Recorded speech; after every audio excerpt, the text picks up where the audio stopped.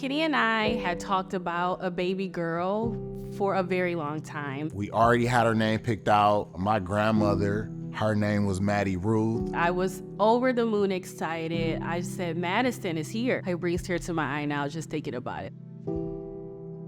Maddison is our first child. This is our first pregnancy. So this would have been both of our first ultrasounds. So we didn't really go in knowing what to expect. But when the ultrasound tech kept going in and out of the room, you kind of get that sense of, hey, something may be a little off.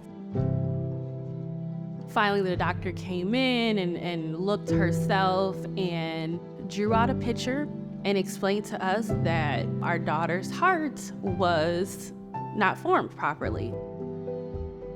You immediately begin to think about what your child won't be able to do. I don't think anyone or anything could have prepared us for what was ahead of us.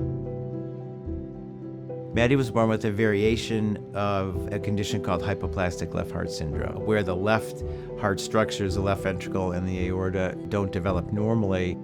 It tends to be a major form of congenital heart disease that requires a lot of care.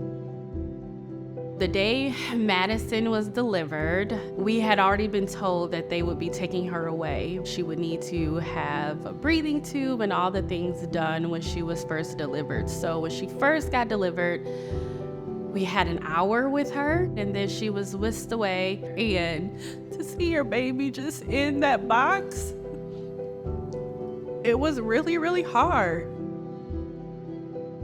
And then at day 5, my daughter had open heart surgery, and it sounds crazy to say that a 5-day-old baby girl had open heart surgery. Maybe a day after her surgery, she went into arrhythmia, and her heart rate got up to almost 280.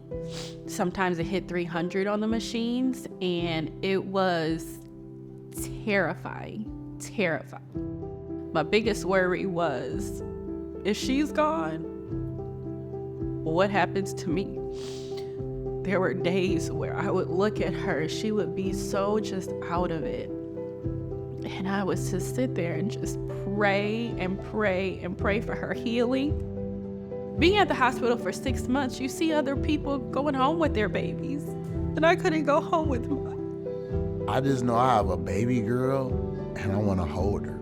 I have a little girl that I want to crawl on the floor with, run around with.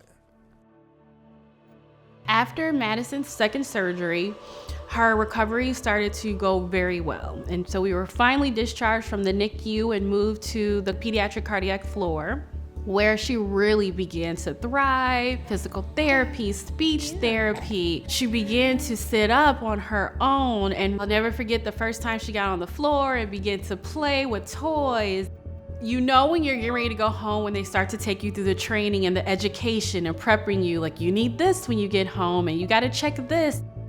When we left, they showed up for us. The nurses, the doctors, other families. I was so excited to finally go home with my baby and walk out those doors and get in the car and put her in her car seat. I couldn't wait to put her in her car seat. Now Maddie is doing great. I think if you see her in the hallway, you wouldn't think that she has been through as much as she's been through. She's beginning to eat normally and to grow and do all the things that a toddler walking around is supposed to do. She's a bundle of energy. She brightens up any room she walks in. She has not missed a beat. Health-wise, she's doing beautifully. So it's definitely night and day, and we're just so lucky to have her home now. Maddison is due for one more surgery. Her condition does require a total of 3 open heart surgeries. Maddison, however, will be able to live a full life.